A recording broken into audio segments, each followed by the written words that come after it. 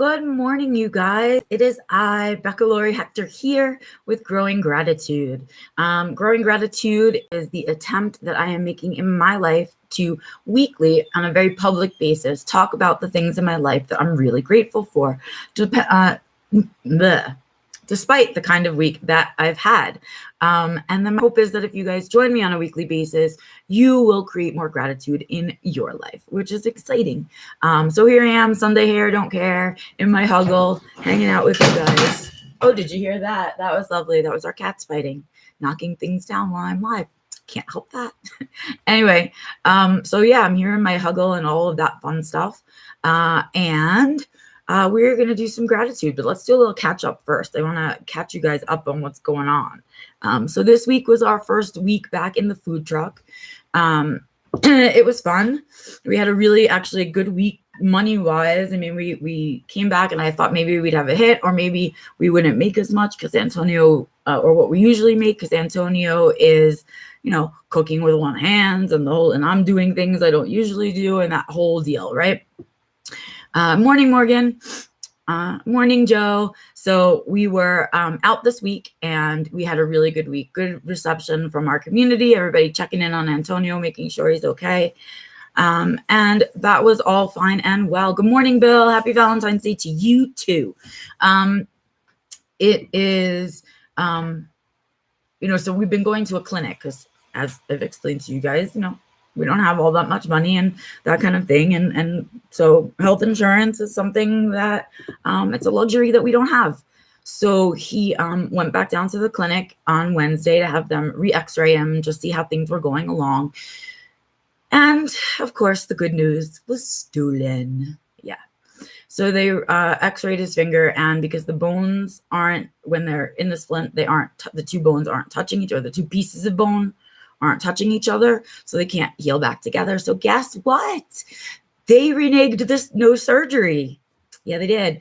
And Antonio's got to go in, we're thinking next week, if not next week, the following week, to have them put a pin in the bone so that it stays together. So he doesn't need the ligament surgery or the tendon surgery, whatever the heck they called it. But he does have to go now and have his finger pinned, which is just joyful. Yay. So we've got that on our plate coming at us. But it could be worse, of course. He doesn't have to have like 4-hour surgery. It's like an hour surgery. And they just do twilight sleep. They don't do the full anesthesia. And he's in and out, in the morning, out in the afternoon. So I just have to drive him home and all of that. So at least there's no overnight stay at the hospital. At least it'll be over quickly, and at least there was no permanent damage, right? We have to have our gratitudes about that too. So we do, and we went on with the work week. We don't know what that'll mean for next week or the week after in terms of opening the truck, but maybe we'll just have to miss a day or something like that. I don't know. I just don't know. You can't predict all that stuff in the future. And I always tell you guys to remain just a little bit flexible, because the world has a way of thwarting plans in unexpected ways. And so we have to stay just that little bit flexible, because otherwise I would be sitting here in front of you guys crying right now. And I'm not, because we'll survive. I'm resilient. Antonio's resilient. And we'll get through it. Just like, I guess we have to, like, what other choice is there? But I wanted to update you guys on that, because that was a little bit of a hit this week. And it was a little upsetting, and it made me sad. But I have to update you and let you guys know that, of course. Now, I had a list this week and actually I was adding to it last night, because I can't seem to, not that I can't seem to remember them. I don't want to forget the things, like when I have the gratitude in the moment, I don't want to forget to share it with you guys here. So I started keeping a list like on my calendar. So that's what I wanted to share with you guys first, was that we were back in the truck. We did really well. We can still do it, one hand less. It's fine. But that we did find out about the pin. That's how I feel about the pin. And more dropping of things, cats. Love it, right? Just drop that Advil right off the nightstand. I hear it go down. Anyway, let's continue. So we did a Valentine Special this week on the truck, and that was really fun. It was really fun to see people surprising their significant others with it. It was fun to see people enjoying it and hear how much they enjoyed it. It was a pretty delicious special. So Antonio made French toast, and then it was a chocolate spread that he made from homemade, not Nutella. And then we sliced bananas on top of that. And then, surprise, bacon. So it was bacon, bananas, and chocolate on French toast sandwich. And it was so good, so good. And it went really well. Excuse me. And so that was really fun. We had a really fun with that. And lots of people came by to check it out because up here, everybody's pretty simple. And when you make fun, funky little meals like that, there's not really a chance to get that up here. So we did that. And that was really fun. It was fun to experiment with food and to share that with people and to see their joy with something fun like that. Let's see. Catching up with you guys. Oh yeah, resilience can absolutely come with tears, and there have been tears, you guys. But it's a question of whether I can cry and move out, right? Or if I just stay in those tears. And sometimes we stay there, and I'm really trying not to, because I feel like every time I feel like a groundhog, and every time I poke my head out to see if there's winter left, I just keep getting the lawnmower rode over my head. That's how it feels right now. But I know that I can do this, and I know it'll pass, and I know that I'll get through it, and I know that I can cry and then stand up and move on, because that's the resilience. With tears or without, resilience is about getting up gracefully, getting up well, right? Whatever that means to you. And so, yeah, it's been interesting. And yes, my huggle is delicious. I love it. I was gonna, of course, put on a more normal hoodie for you guys, but it is so freaking cold here, you guys. It is in like negative temperatures up here today. It came in last night. We had snow and this cold storm come in. So it's super cold out, and I just can't imagine doing this in anything else. So yeah, here I am.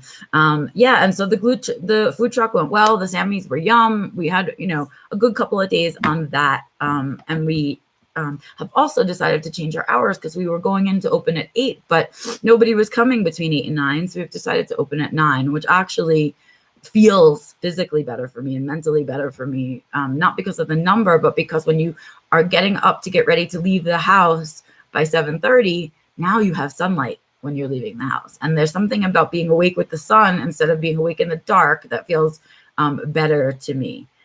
Joe's asking how Antonio's getting on with one hand. Well, it's frustrating. There's been a lot of tiffs and stuff back and forth for the two of us because I'm being pulled in 5 million directions because I have to do all the things that I have to do. And then, of course, I need to pick up wherever he needs an assist, right? So I was a little bit of a chicken without a head this week in the food truck, making some mistakes here and there. And, of course, I have dyspraxia, so I'm no better than a one-handed person on most things.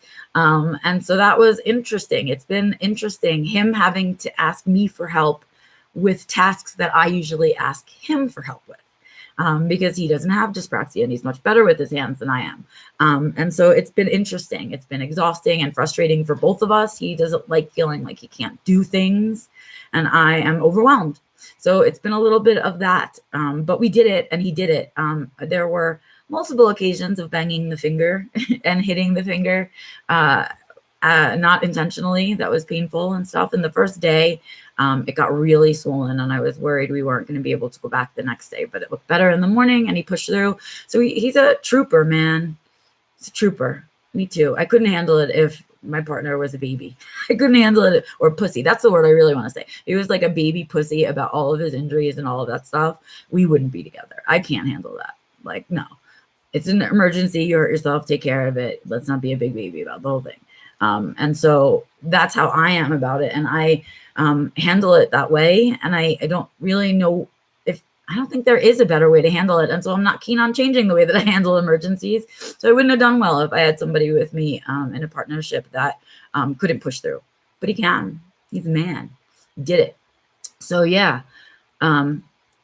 Yes, it is, Michelle. I do appreciate everything that he helps me with. And we laughed so many times when he would ask me to do things for him. And I was like, really? You want me to do this? You think somehow I am going to do this better than you could do it one-handed? And it was a lot of laughing about that. And he was, I think, grasping a little bit of an understanding of what it's like to have dyspraxia and drop things constantly, always be bumping yourself, always be hurting yourself and the stuff like that. So that was interesting too, but it's been a little frustrating. Yeah, it's work, man. It's hard. So that was what it's like. It's been like, at least. Let's see. Oh, I'm so excited to share you. Okay, so this is a little bit of a story time, but I love telling you guys these things because as I describe them, I re-appreciate this stuff, and it gives me goosebumps to talk about it. So when you leave my house, right, we have to take like one main road called Route 43 to get out onto the bigger highway 285, and it takes us about 15 minutes to get from our house out to the main highway. So we were driving on that road, getting us out to the highway, and it's a beautiful, I mean, we just drive through the mountains and see all the farms. I mean, that's what I'm driving through to get to the highway. And as we were passing some of the ranches on the way on, I think it was Thursday, not Wednesday. We had a frost overnight. And so no snow, but just frost. And what happens here when that occurs is, of course, everything looks like it snowed a little bit because all the frost makes all the trees white. And the fields are just these huge open areas of like dead grass with all the frost built on top of it. So and the sun comes this way, and we're going this way, and the fields are out that way. And so the sun, as it comes up, just the sparkle. It's like we're looking at a field of diamonds. It's just a sparkle everywhere. And all the touches of white make it look like a Bob Ross painting.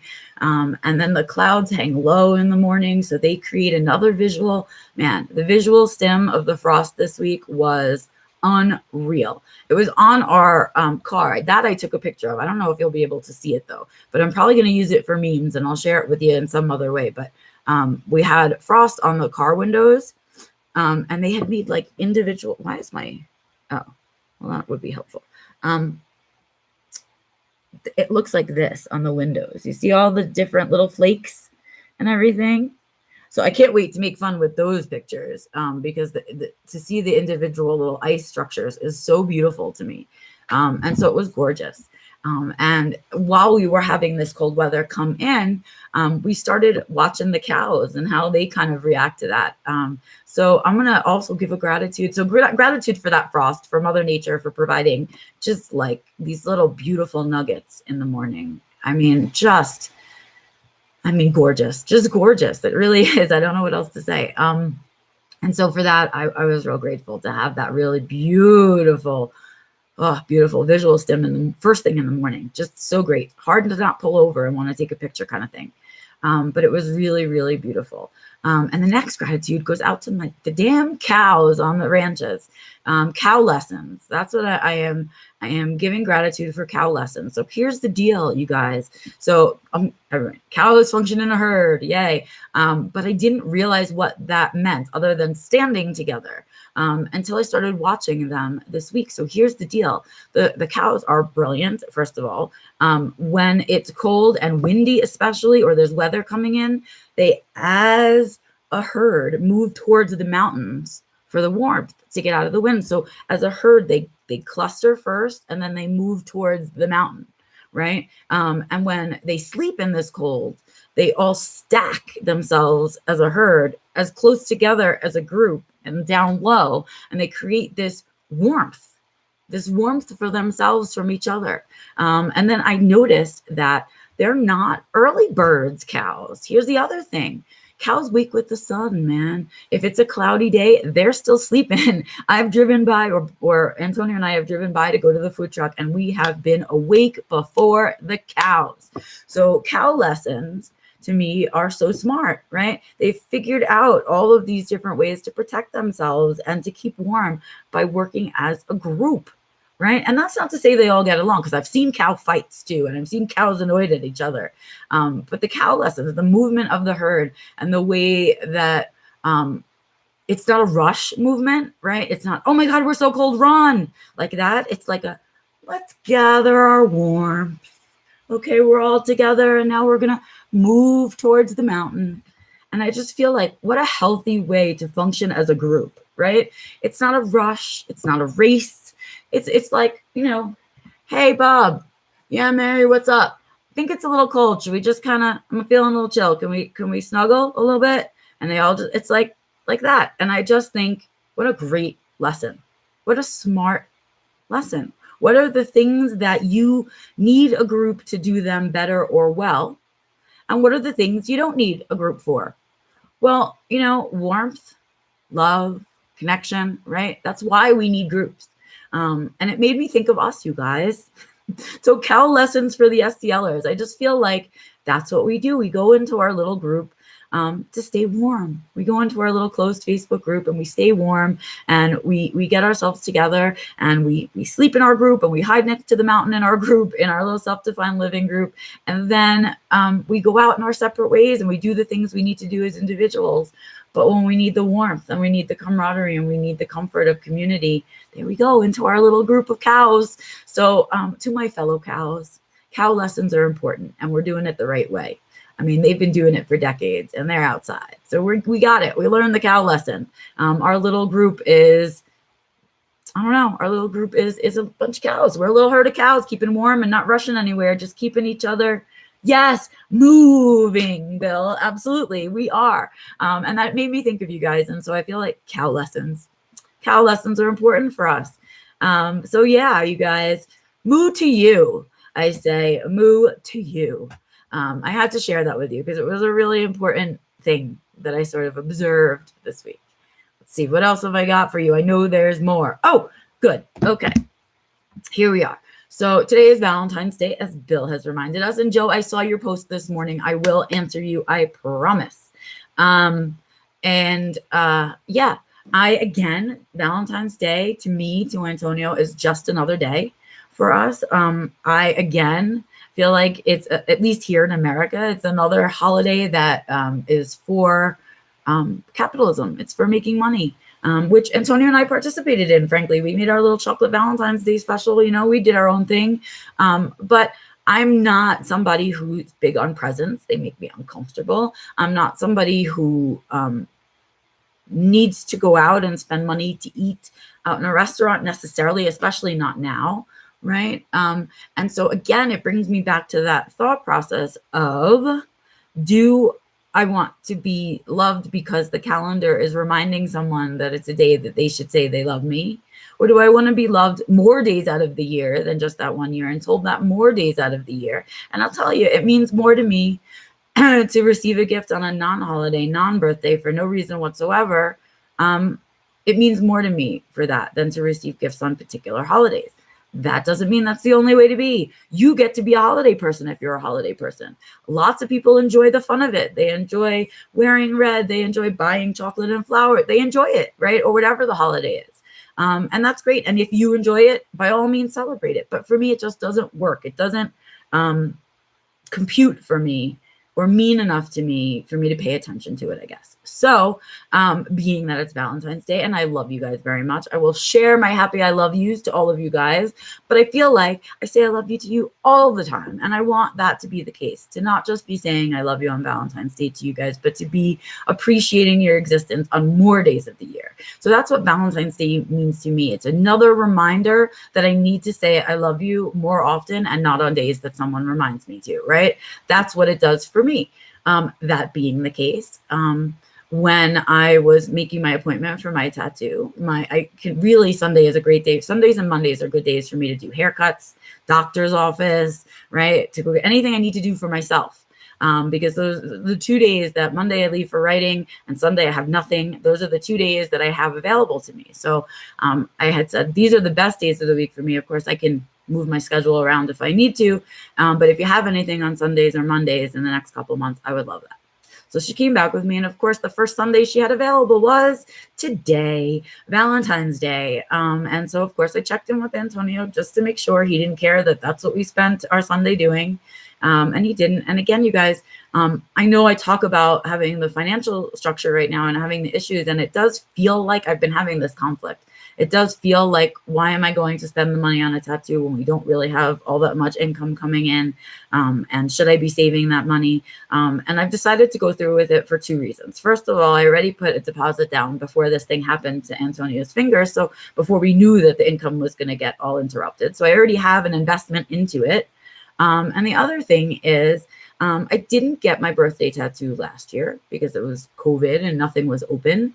And I couldn't do that. And also it was even more difficult financially last year at this time because everything got canceled and I didn't even know I was going to be doing the course yet, you guys. or I just had figured out I was going to be doing the course, whatever it is. So I already skipped last year on myself.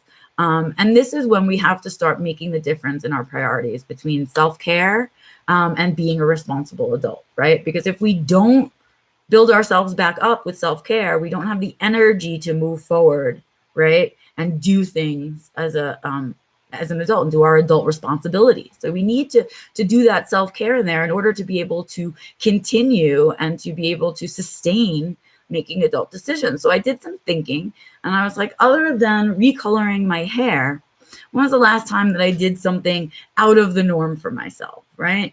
I buy like nail polish and stuff like that, but that's because I do it myself. And it's actually something I've come to enjoy. And it's a way for me to do OT practice for my dyspraxia. Things like cutting small vegetables, things like painting my nails and doing the small hand coordination stuff helps me to sort of keep my dyspraxia at bay. So it's something that I try to do for myself, is create little OT exercises that I can do. So that's something that I do. But I haven't really just splurged on something for me just because, right? And it's going to be a small tattoo. Like my sleeves are huge and that cost a lot of money. That was years and years of saving for both sleeves because they were each 20 plus hours to do. So that's how many hours I had to pay the tattoo artist for, right? But anyway, beside that, so it shouldn't be that much, right? It's not going to be a huge expenditure, probably as much as it gets to get my hair done, maybe a little bit more depending on what we decide to do with it, right?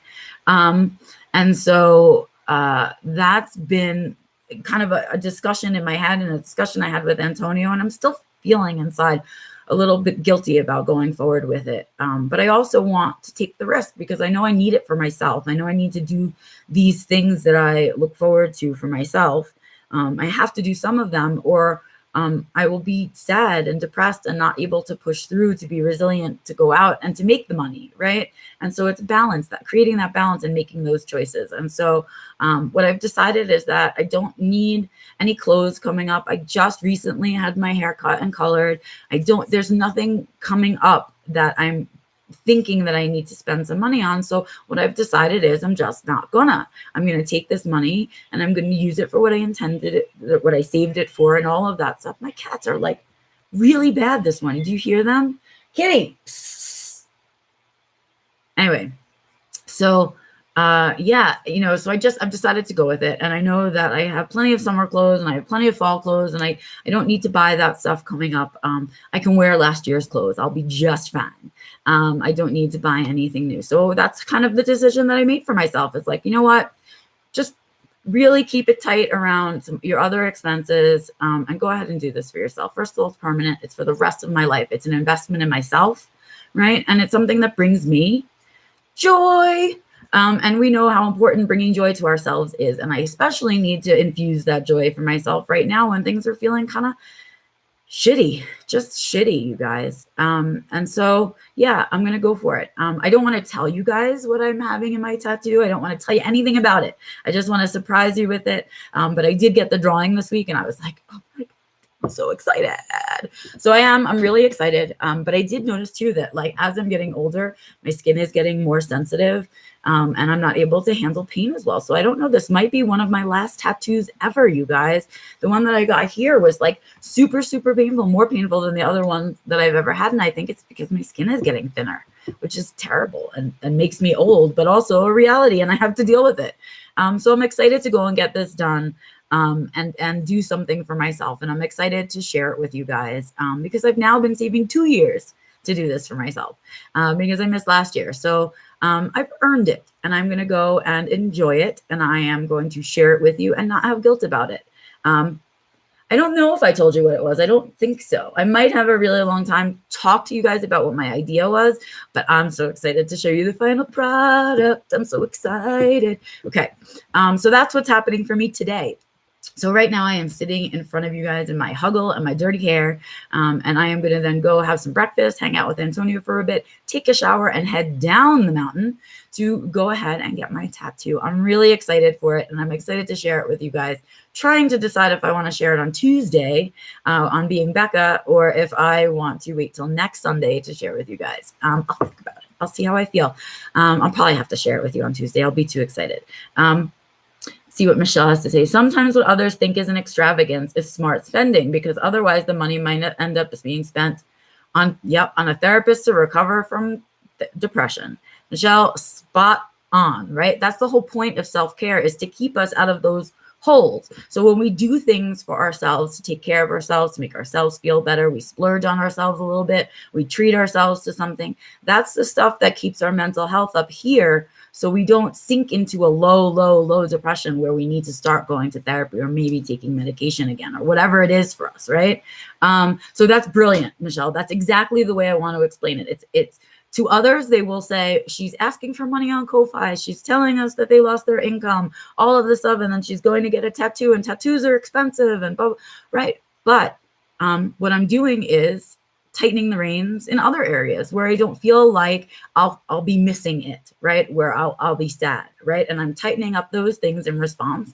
And I'm also saying, but at the same time, before all of this happened, I was saving money for this. And so I deserve to go get it, right? I don't do a lot of things for myself. I am not an extravagant person. I don't need a lot of things. I'm not a stuff person, right? And so it was a decision that I had to make. And this is the decision that I'm going with, you guys, because if I don't keep myself up here, and the things that bring me up here are things like tattoos and things that I do for myself, right? Or I do for Antonio or my pets or things like that.